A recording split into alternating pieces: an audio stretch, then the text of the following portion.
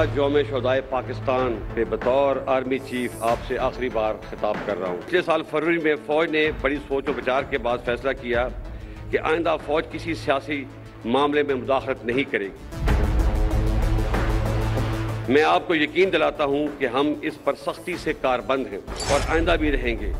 ताहम इस आईनी अमल का खैर मकदम करने के बजाय कई हलकों ने फौज को शदीद तनकीद का निशाना बनाकर बहुत गैर मुनासिब और गैर शाइस्ता ज़बान का इस्तेमाल किया। फौज में तनकीद आवाम और सियासी पार्टियों का हक है, लेकिन अल्फाज के चुनाव और इस्तेमाल में एहतियात बरतनी चाहिए। एक जाली और झूठा बयानिया बनाकर मुल्क में हैजान की कैफियत पैदा की गई और अभी इसी झूठे बयानिए से राह फरार इख्तियार की जा रही है।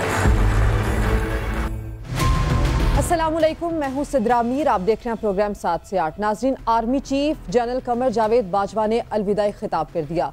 यौम दिफा की तकरीब से खिताब में वाज़ेह पैगाम दे दिया है कि फौज का सबसे पहला काम अपनी सरहदों का दिफा करना है। फौज ने फरवरी में फैसला किया कि आइंदा फौज सियासत में मुदाखलत नहीं करेगी।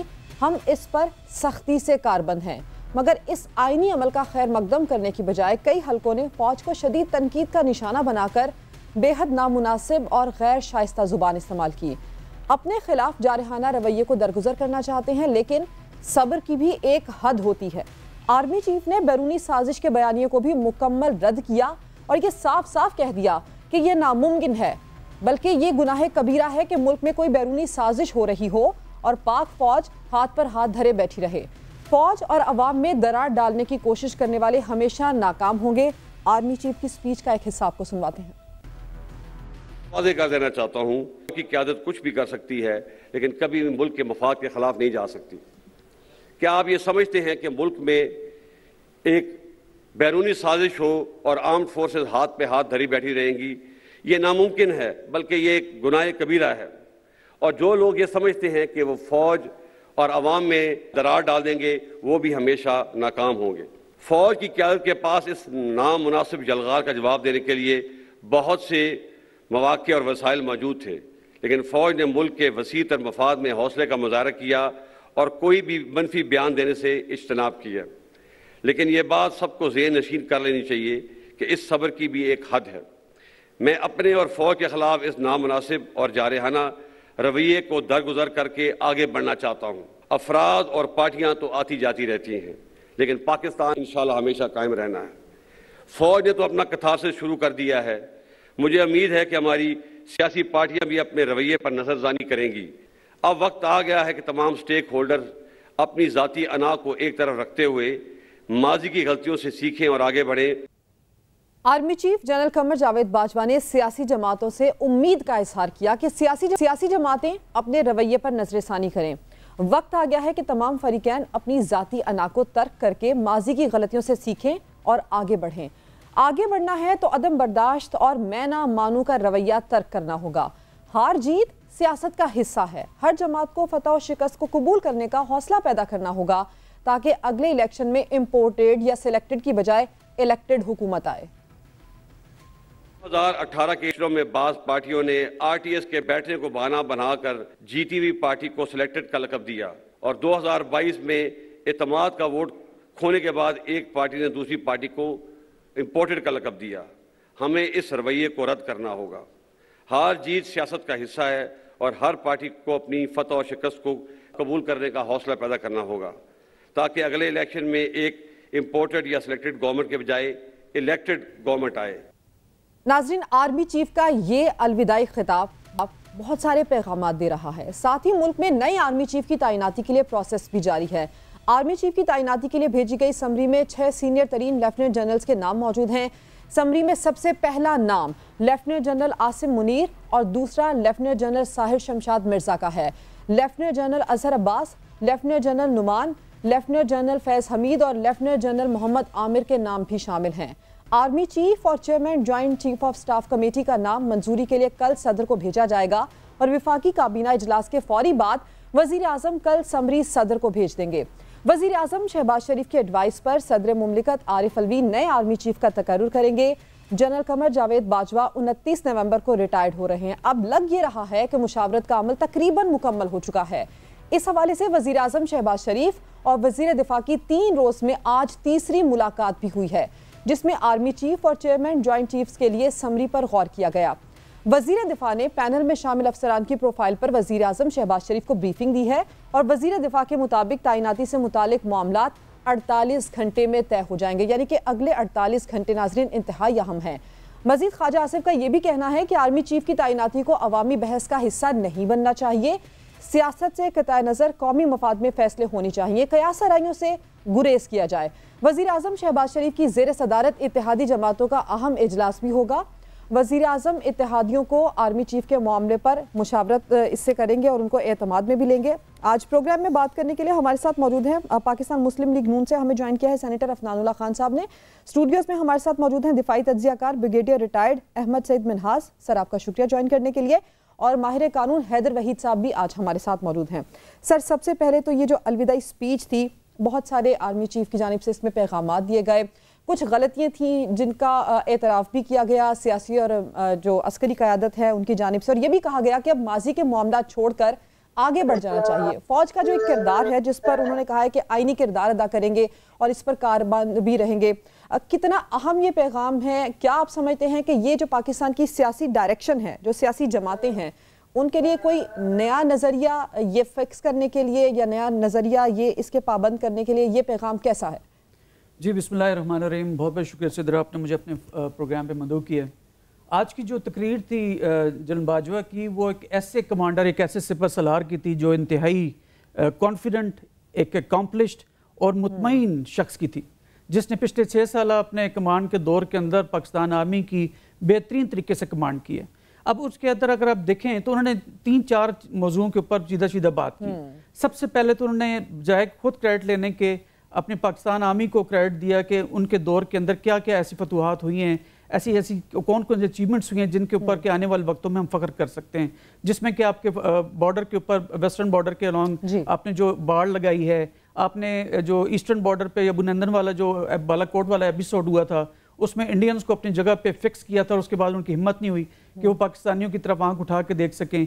फिर आपकी जो फैटफ के अंदर जिस तरह एक सेल बनाया गया GHQ में, मिलिट्री ऑपरेशन डायरेक्टरेट के ज़ेर कमान, और उसमें सिविलियन ऑफिसर्स भी थे और आर्मी ऑफिसर्स भी थे, जिस तरह फैटफ की ग्रे लिस्ट से पाकिस्तान को वाइट लिस्ट में लेकर आने में जनरल बाजवा के ज़ेर कमान जिस तरह काम हुआ उसका उन्होंने जिक्र किया। फिर जिस तरह आपके फ्लड्स के अंदर जो उसका जिक्र किया, और सबसे अहम चीज़ जो उन्होंने जिक्र किया वो उनका एपॉलिटिकल होने का जो एक डिसीजन था जो फरवरी 2022 के अंदर उन्होंने किया। अब ये इसके ऊपर काफ़ी सारी ट्रोलिंग सोशल मीडिया के ऊपर यूथ की तरफ से होती रही है कि इमरान खान साहब की जो एक कल्ट है, उनका एक पॉपुलैरिटी, उनकी पर्सनैलिटी का, उसके पीछे 65% ऑफ द यूथ ने सोशल मीडिया के थ्रू काफ़ी जो है गैर शाइस्ता और नामुनासिब बातें भी की हैं।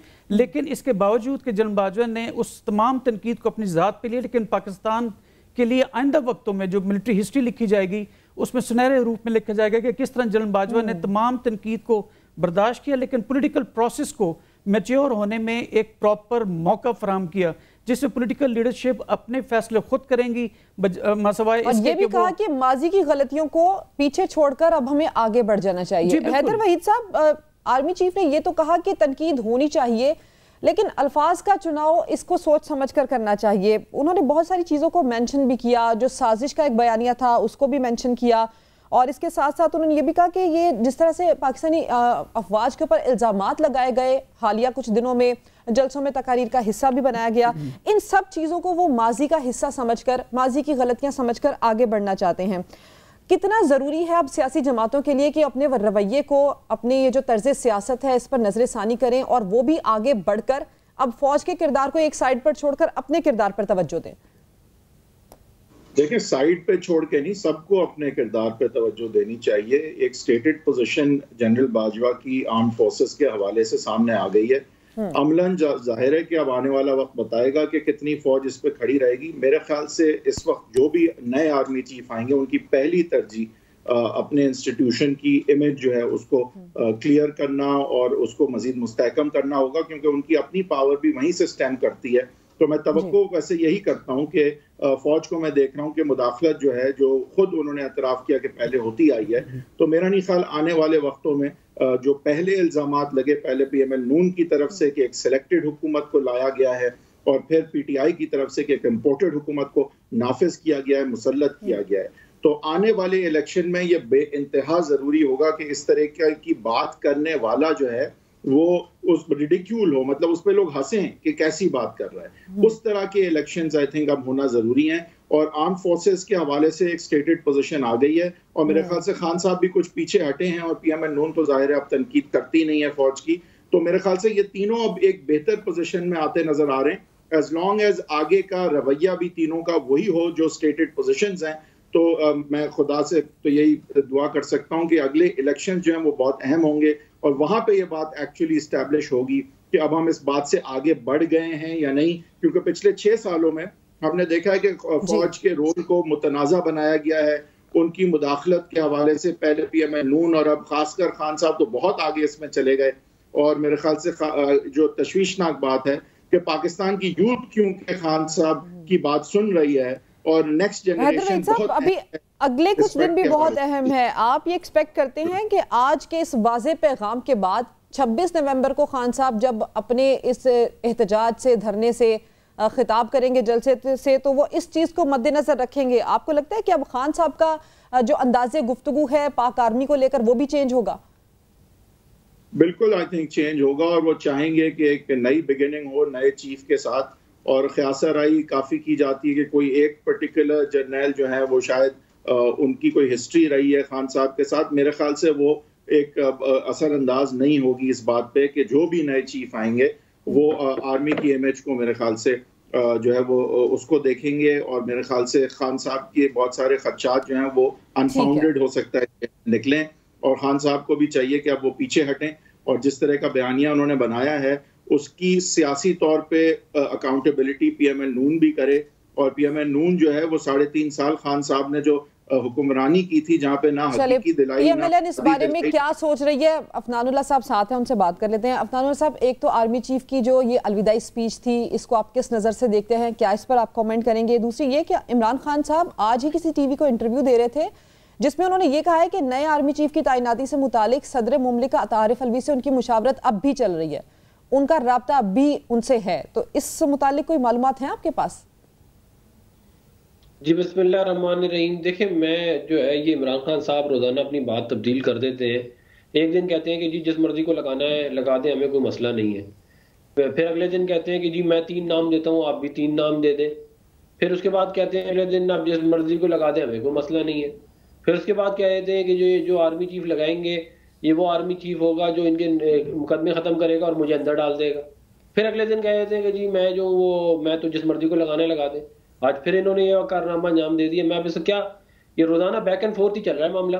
भाई सदर मुमलिकत का समरी के ऊपर कोई एडवाइस किसी से ना तो उनको लेनी चाहिए, अगर वो ले भी रहे हैं मिसाल के तौर पे सदर जो है वो तो मतलब कि कुछ नहीं कर सकते ना, वो तो प्राइम मिनिस्टर की एडवाइस बाइंडिंग है। जिस वक्त प्राइम मिनिस्टर ऑर्डर कर देगा तो आर्मी चीफ और ज्वाइंट चीफ जो है वो लग जाएंगे।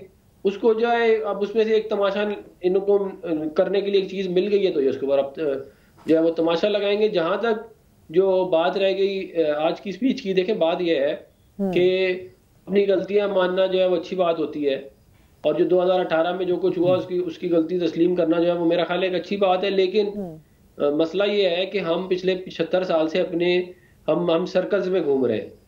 हम 4 कदम आगे और 10 कदम पीछे जा रहे हैं। तो ये जो है मेरा ये ख्याल है कि जो अपनी गलतियां हैं वो उनको तस्लीम ना सिर्फ किया जाए बल्कि वो आगे आने वाली जो जनरेशन है उनको भी बताया जाए कि भाई ये तजुर्बे हम पहले कर चुके हैं, नाकाम हुए हैं और इनको आइंदा ना दोहराया जाए। बिलखुसूस ये जो काकूल है उसके अंदर रूल ऑफ लॉ, डेमोक्रेसी और कॉन्स्टिट्यूशनलिज्म के ऊपर जो है वो पढ़ाया जाए और बताया जाए कि हमारी एक्चुअल हिस्ट्री क्या रही है, ताकि मुस्तकबिल के अंदर वो लीडर्स आए जो ये गलतियां ना करें। वरना 2008 में सर ये बात उन्होंने सिर्फ अपने लिए नहीं की ना, उन्होंने ये कहा है कि 2018 के इंतखाबात में बास पार्टियों ने आरटीएस के बिठाने को बहाना बनाकर जीती हुई पार्टी को सिलेक्टेड का लकब दिया और उसके बाद 2022 में अदम एतमाद का वोट खोने के बाद एक पार्टी ने दूसरी पार्टी को इम्पोर्टेड का लकब दिया। तो ये जो सियासी जमातें आपस में इल्जामात लगा रही हैं वो इनकी भी तस्दीक कर रहे हैं ना साथ में? देखिए बात ये है कि आरटीएस, मैं तो खुद 2018 का इलेक्शन लड़ रहा था, आरटीएस भी बैठा था और आरटीएस तो जो बैठा था पूरे मुल्क में जो है वो लोग गने लेके बड़ी बड़ी पोलिंग स्टेशनों में घुस गए थे और पोलिंग एजेंटों को निकाल दिया था, फॉर्म 45 नहीं दिए थे, और जो काउंटिंग थी वो जिन्होंने काउंटिंग करनी थी वो नहीं कर रहे थे और लोग कर रहे थे। ये पूरे पाकिस्तान ने तमाशा देखा। ये कोई ऐसी चीज नहीं है कहते हैं कि आप उसको इरेज कर दें या कहते हैं हिस्ट्री से। ये सब कुछ हुआ है, और ये जो है ये पॉलिटिकल इंजीनियरिंग की एक बहुत ही क्या कहते हैं एक तारीख क्या कहते हैं वो बाप था हमारी हिस्ट्री का। और अगर हम चाहते हैं कि हम अपनी माजी की गलतियों को ना दोहराएं तो पहली चीज ये है कि आप उनको एक्यूरेटली आप उनको माने, तभी आप नहीं दोहराएंगे, वरना फिर वही होगा। देखिए ना 2008 में साहब ने कहा, अफनान साहब इस पर आपका पॉइंट आ गया सर। नए आर्मी चीफ की तैनाती के हवाले से मुशावरत तो अब लगता है तकरीबन मुकम्मल हो चुकी है। अब ये जो ऑफिशियल प्रोसेस है वो चल रहा है। बज़ाहिर तो ये लगता है कि इत्तेहादी जमातें सारी एक पेज पर हैं और जो एक पॉलिटिकल फिजा है मुल्क की वो भी अब कुछ स्टेबल होती नजर आ रही है। इस नई तैनाती को लेकर आपको क्या लगता है कि पाकिस्तान की जो सियासी डायरेक्शन है इसके ऊपर क्या असर पड़ेगा?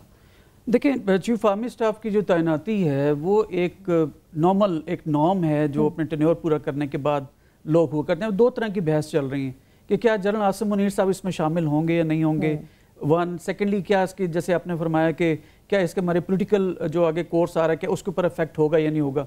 अगर पहले कभी हुआ भी करता था मुशावरत के सिलसिले में पॉलिटिकल पार्टीज जब मिला करती थी चीफ आर्मी स्टाफ से, क्योंकि आपस में बात करना शायद इनको पसंद नहीं था, ये अपनी हतकशा समझते थे, तो गेट नंबर 4 जैसे शेख रशीद साहब भी फरमाते हैं कि वहाँ से मुशावरत के लिए कॉन्टेक्ट किया करते थे। अब इन सब चीज़ों से चीफ आर्मी स्टाफ ने आज फिर इस बात का यादा किया है कि हमने फरवरी 2022 के अंदर फैसला कर लिया कि हम एपॉलिटिकल रहेंगे।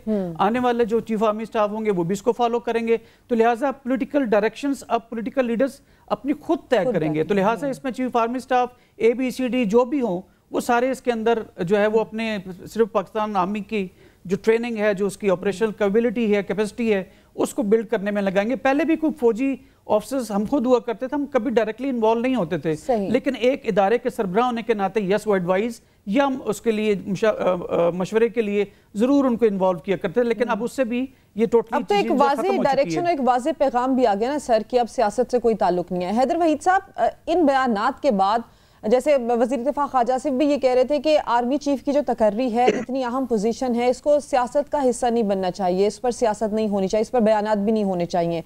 तो अभी तक तो जितनी बयानबाजी इस पर हो सकती थी वो तो हो चुकी है। आगे बढ़कर हम मुस्तकबिल का सोचें तो मुस्तकबिल में ऐसा क्या होना चाहिए कि सियासी जमातें इस चीज़ से गुरेज भी करें कि ये जो एक फोर्सेस का इदारा है वो अलग रहे, सियासत का इदारा अलग रहे, सियासत इन मामलात में ना हो और सियासी जमातें इससे गुरेज करें कि वैसी तैनातियों के हवाले से भी बहस ना करें?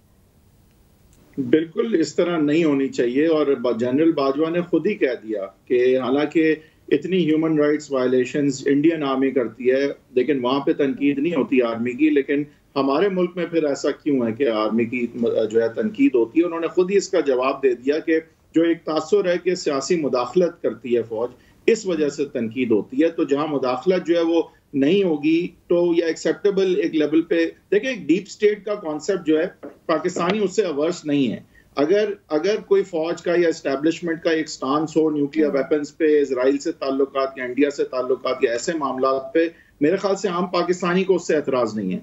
आम पाकिस्तानी लेकिन ये नहीं चाहता कि उसके इलेक्शंस में या सियासी मामलात में जो एक पार्टी को के साथ फिर दूसरी के साथ ये मामलात पाकिस्तानी नहीं देखना चाहता। और अब इस हवाले से यंग जनरेशन तो बहुत ज्यादा क्लियर है, जिसकी वजह से मेरे ख्याल से बाजवा साहब ने बड़ी अच्छी बात की कि ये वजह जो है वो सियासी मुदाखलत थी। उन्होंने खुद माना इस चीज को, जो कि बड़ी बात है कि उन्होंने एतराफ किया इस चीज का।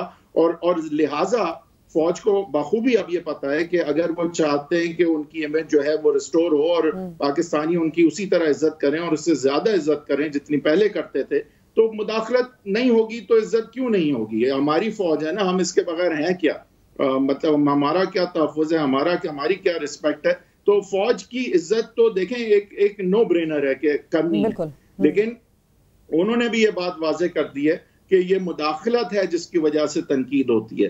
तो ना मुदाखलत होगी ना तनकीद होगी। और मैं तो बाजवा साहब की इस बात से भी एग्री नहीं करता कि तनकीद भी फौज की करनी चाहिए। हाँ, सियासी मुदाखलत होगी, आइन से अगर कोई हटके बात होगी। खान साहब तो अक्सर कहते हैं कि तनकीद करना और तामीरी तनकीद करना तो मेरा हक है।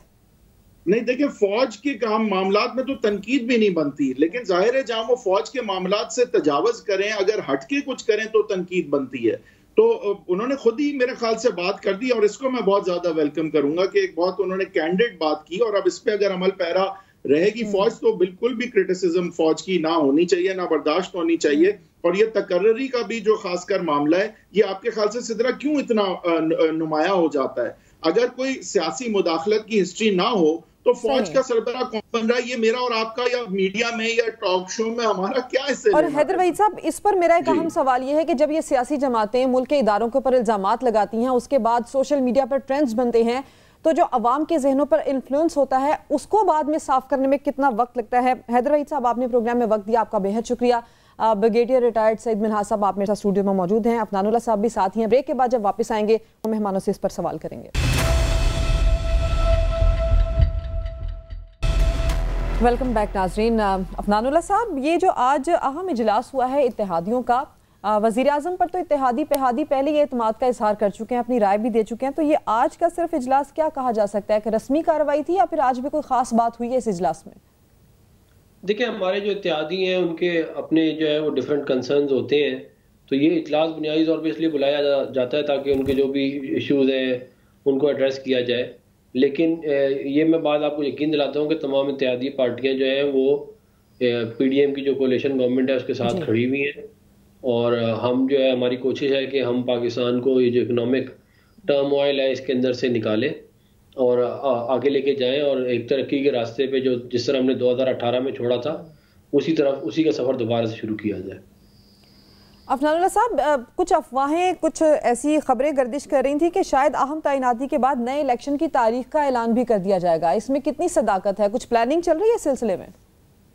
देखिए, मैं जो है वो बिल्कुल आपको वाज़ेह तौर पर बता दूं कि इलेक्शन अपने टाइम पे होंगे। अच्छा, कुछ लोगों की ख्वाहिशात दूर हैं कि इलेक्शन पहले हो जाए, लेकिन इलेक्शन पहले होंगे नहीं। इस वक्त पाकिस्तान की इकोनॉमिक सिचुएशन ऐसी नहीं है कि हम इलेक्शनों में जाएं। ऑलरेडी एक मतलब कि एक पिछली हुकूमत ने जो मतलब के काम किए 4.25 साल, इस मुल्क की इकॉनमी का बिल्कुल जनाजा निकाल दिया। IMF प्रोग्राम को खुद साइन किया और जाते जाते जो शिक्के थी उनको उड़ा दिया IMF प्रोग्राम की, और हम उस प्रोग्राम से हट गए। फिर उसके बाद ये सैलाब आ गया, तो अब जो है वो इस वक्त स्टेबिलिटी की जरूरत है, और उसके लिए जो है वो सर वो कैसे होगी? अभी 26 नवंबर से तो खान साहब फिर से धरना जो है उसको शुरू करने जा रहे हैं, शुरू तो कर चुके हैं ऑलरेडी, लेकिन अब जो ये लॉन्ग मार्च है PTI का, ये आपके लिए कोई बाइस फिक्र नहीं है, कोई प्रेशर नहीं है इसका, इससे निपटने के लिए कुछ फैसले नहीं हो रहे आपके? देखिए, बात ये है कि ये जो है ये इमरान खान साहब तो बाज नहीं आएंगे, मैं आपको भी बता दूं। ये अगला इलेक्शन भी हार जाएंगे, और ये अगला इलेक्शन हारने के बाद जो है इन्होंने यही हरकतें करनी है जो ये अभी कर रहे हैं। तो बुनियादी तौर पे ये तो डिस्टेबिलिटी फैक्टर है पाकिस्तान के अंदर, जब से इनको थोड़ी सी ताकत मिली है। इन्होंने 2013 से 14 से जो धरने देने शुरू किए, 5 साल ये इन्होंने मुल्क के अंदर इतना इकोनॉमिक टर्मोइल और डिस्टेबिलिटी क्रिएट की। चाइनीज प्रेसिडेंट को नहीं आने दिया, CPEC नहीं होने दिया। अभी इस दफा वो प्रिंस सलमान जो है वो आ रहे थे, उनको नहीं आने दिया, ये इन्हीं तमाशों की वजह से। तो ये तो बाज नहीं आएंगे। और जो कोई ये समझता है कि कोई इलेक्शन करवा के स्टेबिलिटी आ जाएगी तो वो भी उसको भी इमरान खान साहब इस पर आपने तबसरा कर लिया अफनानुल्लाह साहब। सर, मैं आपसे ये सवाल करना चाहूँगी लास्टली कि अभी ये जो आर्मी चीफ साहब की स्पीच थी, सियासी जमातों के लिए भी एक डायरेक्शन थी, बहुत सारे पैगामात थे इससे। आपने हमेशा देखा है कि जब इस किस्म के प्रोपेगेंडा होते हैं जो सोशल मीडिया पर बहुत ज़्यादा उसको उछाला जाता है, ट्रेंड्स बनते हैं, अवाम का जहन किसी हद तक जहर आलूद भी हो जाता है, तो कितना अब इसके ऊपर हमें सोचना चाहिए? जो सोशल मीडिया भी इस्तेमाल करते हैं, जिनकी वाबस्तगी सियासी जमातों से भी है, आज की स्पीच के बाद कितना वाज़ेह पैगाम है ये सब के लिए कि अपनी फ़ौज को लेकर इस किस्म का प्रोपेगेंडा का हिस्सा नहीं बनना चाहिए? जी बिल्कुल ऐसे ही है। मैं आपके सवाल का जवाब जो ना अजीत डोवल साहब की स्टेटमेंट्स का रेफरेंस दे के दूंगा, जो कि इंडिया में नेशनल सिक्योरिटी एडवाइज़र है मोदी साहब के साथ। पिछले साल नवंबर में वो एक इंडियन पुलिस सर्विसेज की पासिंग आउट में गए, उन्होंने वहाँ पे अपने खिताब में फरमाया कि अभी जो नेक्स्ट जंग होगी वो बॉर्डर्स पे नहीं होगी, वो सिविल सोसाइटी में फ्रेगमेंटेशन या उनको पोलराइज करके होगी। तो मैं समझता हूँ कि जो हमने बालाकोट में इंडियन आर्मी के साथ किया था, या इंडिया के साथ हमने उनको मुंह तोड़ जवाब दिया था, उन्होंने 5th जनरेशन वॉरफेयर इम्प्लाई करके हमारी सिविल सोसाइटी को डिवाइड कर दिया। अब जितनी पोलराइजेशन हमारी यूथ के अंदर है, जिसकी 65% ऑफ आवर पॉपुलेशन है, जिसका मेजॉरिटी जो है वो इमरान खान से के बयानिए को बाय करता है इस वक्त। तो जब इमरान खान साहब के पास इतनी ताकत है, जो कि तमाम सर्विस के मुताबिक, इसको जब हमें टीवी पे नजर आ रहा होता है, अखबारों में हम पढ़ रहे होते हैं, इसमें कोई दो राय नहीं कि काफी पॉपुलर है, उनके बयानिया बिकता है। लेकिन जब उनके पास ये पावर आएगी जो स्ट्रीट पावर की सूरत में, तो इसके साथ जिम्मेदारी भी आती है। अब जिम्मेदारी के लिए उनको यूथ को एक क्लियर डायरेक्शन देनी है, उनको एक मखमसे में, एक कंफ्यूजन का शिकार नहीं करना, उनको बताना है। जिसपे फिर पीटीआई वाले जो हमारे दोस्त हैं वो कहते हैं कि क्या सब कुछ इमरान खान साहब ने करना है। तो लिहाजा यहाँ पे चीफ की फिर बात दोबारा आ जाती है कि पॉलिटिकल पार्टीज को भी अपना एहतसाब करना चाहिए, सोचना चाहिए, और ये भी देखना चाहिए कि इस सारे प्रोपेगेंडे का फायदा दुश्मन कुव्वतें उठाती हैं, बैरूनी जो दुश्मन है वो उठाते हैं। सर, आपने प्रोग्राम में हमें वक्त दिया, आपका बेहद शुक्रिया। अफनानुल्लाह साहब, आप भी हमारे साथ मौजूद थे, आप दोनों मेहमानों का शुक्रिया। नाज़रीन, ब्रेक है प्रोग्राम में, ब्रेक के बाद वापस आएंगे तो कराची के बल्दियाती इंतखाबात के हवाले से बड़ी अहम सवाल हैं जो आपके सामने रखेंगे। Welcome back. कराची और हैदराबाद में बल्दियाती इंतखाबात 15 जनवरी को करवाने का फैसला हो चुका है। पीपल्स पार्टी समेत तमाम जमातें जहां फैसले से खुश हैं, वहीं हल्का बंदियों समेत कई अहम सवालात भी उठ रहे हैं। फैसले के बाद से ही खदशात जन्म ले रहे हैं कि शफाफ इंतखाबात और बाख्तियार हुकूमत का क़याम कैसे अमल में आ सकता है। ये खदशात क्या हैं, इसी पर बात करने के लिए आज हमारे साथ प्रोग्राम में मौजूद हैं साबिक मेयर कराची और MQM के रहनुमा वसीम अख्तर साहब। वसीम अख्तर साहब, बेहद शुक्रिया, आपने वक्त दिया। सबसे पहले तो आप हमें ये बता दें कि कल आने वाले फैसले को आप सराहते हैं, अच्छा फैसला आप समझते हैं, या फिर आपके कुछ तहफ़्फ़ुज़ात हैं? और आपने इससे पहले ही कह दिया कि प्री पोल रिग्ड इलेक्शन नहीं चाहते, साफ शफाफ इलेक्शन चाहते हैं, बाख्तियार और मजबूत मेयर चाहते हैं। तो ये सब इन हालात में कैसे मुमकिन होगा सर? देखें, इलेक्शन कमीशन हो, जुडिशरी हो, ये सब आईनी इदारे हैं, आइन का तहफ़्फ़ुज़ हासिल है इन्हें। मेरी नज़र में इनकी जिम्मेदारी बनती है कि आइन की जो भी सेक्शंस हैं, आर्टिकल्स हैं, उनकी भी प्रोटेक्शन की जाए। और इनकी भी जिम्मेदारी बनती है कि आइन में अगर एक शिक है, आर्टिकल 140A, जो कहता है कि पावर्स एडमिनिस्ट्रेटिव और फाइनेंशियल नीचे तक जाने चाहिए, ठीक है, ये आइन कह रहा है जी, कोई सियासी जमात नहीं कह रही। इस आर्टिकल के पीछे मैं 4 साल एज अ मेयर चीखता रहा, आवाज बुलंद करता रहा कि आने वाला मेयर ऐसा हो कम से कम जिसके पास माली इख्तियारात हों और एडमिनिस्ट्रेटिव पावर्स हों, ताकि वो डिलीवर कर सके। हम कोर्ट में गए, सुप्रीम कोर्ट का फैसला आ गया कि 140A आर्टिकल को इंप्लीमेंट किया जाए इन लेटर इन स्पिरिट, जो कि गुलजार साहब ने दिया। अब मेरा जो ये इलेक्शन कमीशन ने फैसला दिया है, देखें, इलेक्शन तो हो जाने चाहिए थे जब मैं एज अ मेयर 20 अगस्त को हटा था 2020 में। 120 दिन के बाद इलेक्शन हो जाने चाहिए थे। जब इलेक्शन कमीशन क्यों नहीं चीखा या बोला, या कोई और सियासी जमात क्यों नहीं बोली, जब तो सब खामोश रहे। 2 साल गुजर गए, मैं मुसलसल हैमर कर रहा हूं, पार्टी हैमर कर रही है हमारी, कि अगर इलेक्शन कराना है तो एक बड़े शहर का इलेक्शन करना जा रहे हो आप। 3.5 करोड़ की आबादी है, 2 पोर्ट्स हैं, टैक्स देता है पूरे मुल्क को, तो इलेक्शन तो कम से कम सही तरह कराएं। आपने पूरे, वही बोल रहा हूं, पूरे शहर को आधा गिन दिया। फिर आपने डिलिमिटेशन जो की वो अपनी मर्जी से की, हल्का बंदियां। आपके इलाके में, आपके जो एरियाज हैं उसमें आपने 20-20 हजार की यूसीज बना दी। जो MQM डोमिनेटेड एरियाज हैं उसमें 80-80, 90-90 हजार की यूसी बना दी। बिल्कुल सर, आप यही बात कर रहे थे, कल मैं आपकी गुफ्तगू सुन रही थी, आप यही कह रहे थे कि मर्जी की हल्का बंदियां की जा रही हैं, हल्का बंदियां खिलाफे कानून की जा रही हैं। इन सारे तहफ़्फ़ुज़ात के रहते हुए कैसे उम्मीद कर सकते हैं आपके साफ शफाफ इंतखाबात होंगे? और अगर ये बल्दियाती इंतखाबात आपके मुतालिबात के मुताबिक नहीं होते सर, तो क्या होगा उस एग्रीमेंट का जो आपका हुकूमत के साथ है? आप ये कहते भी हैं कि आपके वोट की बड़ी अहमियत है, तो क्या पीछे हट जाएंगे फिर आप उस एग्रीमेंट से? सुने, अब आप भी कम से कम मेहरबानी करें कि उस जगह पे जल्दी से ना पहुंचें कि मैं फैसला क्या करूंगा। आप भी जरा ये अवाम को बताने की कोशिश करें कि इलेक्शन जरूर होने चाहिए, जल्द से जल्द होने चाहिए, मगर ये सारे मरहले तो सही कर लें, हल्का बंदियां ठीक कर लें, वोटर लिस्ट में बहुत घपले हैं, बहुत खराबियां हैं, उनको ठीक कर लें, सेंसस ठीक कर दें। ये जब तक नहीं किए जाएंगे तो सही मेयर कैसे आएगा? हम भागना नहीं चाह रहे इलेक्शन से, कोई भी मेयर आ जाए, मगर कम से कम जो आए वो कराची के अवाम के मसाइल तो हल करे। तो हमने इस सिलसिले में ही PTI से एग्रीमेंट किया था, जो कि फेल हुआ, नाकाम हुआ। वो खुद नाकाम हुए 3.5 साल। उन्होंने कराची के लिए कुछ भी नहीं किया।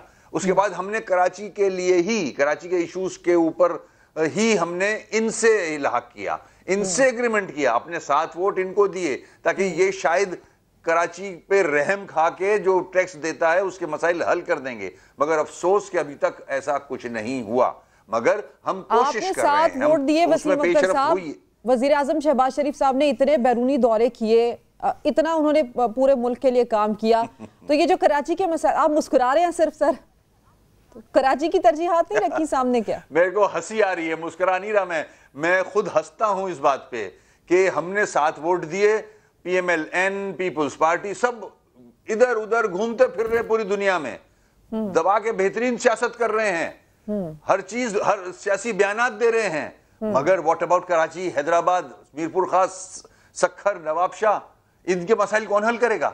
यहाँ पानी नहीं है पीने का साफ, सर आपने एक एग्रीमेंट किया पीटीआई के साथ, एजुकेशन वो नहीं एक है। मिसएडवेंचर मैंने हो गया। ये 7 वोट इसलिए दिए थे कि ये मसाइल हल हों। सही, मैंने ये 7 वोट इसलिए दिए थे ये मसाइल हल हों, इसलिए मुझे हंसी आ रही है हमारी नेक नियति पे। हम जाहिर है उस किस्म के पॉलिटिशियन नहीं है जिस किस्म के ये हैं जद्दी पुश्ती, मगर हम अपने हकूक के लिए तो आवाज बुलंद कर सकते हैं, जो कि हम कर रहे हैं। अपना जो मैंडेट हमें मिला है, कराची वालों ने दिया है, उसको सही इस्तेमाल करना चाह रहे हैं कि वो मसाइल हल हो जाए कराची के। कि ये जो 7 वोट आपने दे दिए, वजीर आजम साहब बन गए, कराची के मसाइल हल नहीं हुए, अब इन वोटों का क्या करेंगे? देखें, हम अभी भी कोशिश कर रहे हैं कि सही हल्का बंदियां हो और जो वादे किए, जो एग्रीमेंट किए, उन पे इम्प्लीमेंटेशन हो। अभी भी वक्त है। हम मीटिंग्स में PM साहब को भी बता चुके हैं, आसिफ साहब को भी, बिलावल साहब को भी, पूरी टीम को, कि ये मसाइल हल करें। तो देखते हैं, अभी 54 डेज इलेक्शन आगे बढ़ा है, उससे पहले जो हमारे एग्रीमेंट्स हुए हैं पीपल्स पार्टी के साथ वो पूरे करते हैं या नहीं। अगर विद इन दिस पीरियड ये नहीं करते तो जाहिर है फिर राब्ता कमेटी के साथ हम बैठेंगे, अपने कारकुनों में जाएंगे और अगले लाएअमल का ऐलान करेंगे। होंगे 15 जनवरी को तो इंतखाबात होंगे, यानी कि वक्त बेहद कम है तैयारियों के लिए, तो इस टाइम पीरियड की डेडलाइन आपने क्या दी? 15 जनवरी से पहले ही 15 जनवरी से पहले ही हम इंशाल्लाह फैसला करेंगे कि अगर ये हमारे मसाइल हल नहीं होते तो हम कारकुनों से भी पूछेंगे, जो हमारे पैनल पे लोग खड़े हैं इलेक्शन कॉन्टेस्ट करने के लिए, उनसे भी बात करेंगे और पूरी पार्टी को सामने लेके बैठेंगे और कोई अगले लाएअमल का ऐलान करेंगे इंशाल्लाह। अच्छा वसीम अख्तर साहब, एक तो मुझे आप ये भी बता दें कि इस इलेक्शन को जीतने के लिए MQM की क्या तैयारी है, और गुज़श्ता तकरीबन 3 हफ्तों से कराची के बल्दियाती इंतखाबात को मैं प्रोग्राम में डिस्कस कर रही हूँ। एज अ साबिक मेयर आप क्या समझते हैं कि कराची के मसाइल बेहतर तरीके से कैसे हल हो सकते हैं? फंड्स के मसाइल, बल्दियाती इदारों के मसाइल, टूटी सड़कों से लेकर साफ पानी तक के मसाइल वही के वही है, लेकिन सर अवाम टैक्स देकर भी अपना हक नहीं ले पाते। क्यों कराची के स्टेक होल्डर्स होने की तमाम दावेदार जमातें अपनी तरजीहात नहीं बदलती? सर हमने तो अपनी तरजीहात बदली हैं। हमने कराची के अवाम की खातिर, मसाइल की खातिर ही दोनों जमातों से एग्रीमेंट किया है। अब बॉल उनके कोर्ट में है, वो नहीं करते तो कराची के जो वोटर्स हैं, सपोर्टर्स हैं हमारे, वो खुद देख लें कि हम पूरी कोशिश कर रहे हैं मगर ये इंटरेस्टेड नहीं है। यहाँ से टैक्स तो ले जाते हैं मगर कराची के मसाइल हल नहीं करते। जब तक बाइख्तियार बल्दिया काउंसिल नहीं होगी, मेयर मजबूत नहीं होगा, कराची के मसाइल कोई हल नहीं कर सकता।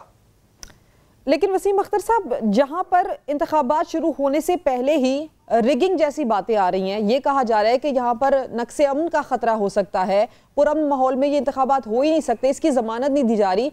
एडमिनिस्ट्रेटिव मामला अपनी जगह है, सिंध हुकूमत एक जानिब राजी तो हो जाती है इलेक्शन करवाने के लिए, लेकिन वो ये कहती है कि हम पुरअमन तरीके से इंतखाबात नहीं करवा सकते। कैसे मुमकिन होगा ये सब? उन्होंने लिख के दिया है, इलेक्शन कमीशन को दिया है कि वो असिस्ट नहीं कर सकते, वो सिक्योरिटी प्रोवाइड नहीं कर सकते। इलेक्शन कमीशन की जिम्मेदारी है ये कानूनी आईनी के फेयर, फ्री, जस्ट और ऐसा इलेक्शन कराया जाए जिसमें खून खराबा ना हो, पीसफुल इलेक्शन। ये इलेक्शन कमीशन की जिम्मेदारी है। तो ये जिम्मेदारी उन्होंने सिंध गवर्नमेंट से ली है। अब देखते हैं, अल्लाह खैर करे, छोटे छोटे पॉकेट्स में इलेक्शन होंगे। पॉलिटिकल पार्टीज के वर्कर्स चार्ज्ड हैं, खास तौर पे जिसका बयानिया चल रहा है वो तो ज्यादा ही कुछ चार्ज्ड हैं। यानी कि तहफ़्फ़ुज़ात और खदशात के बावजूद भी आप अच्छे की उम्मीद कर रहे हैं। वसीम, आपने प्रोग्राम में वक्त दिया, आपका शुक्रिया। नाज़रीन, प्रोग्राम का वक्त खत्म हो गया, आपसे मुलाकात होगी कल दोबारा। अपना ख्याल रखिए।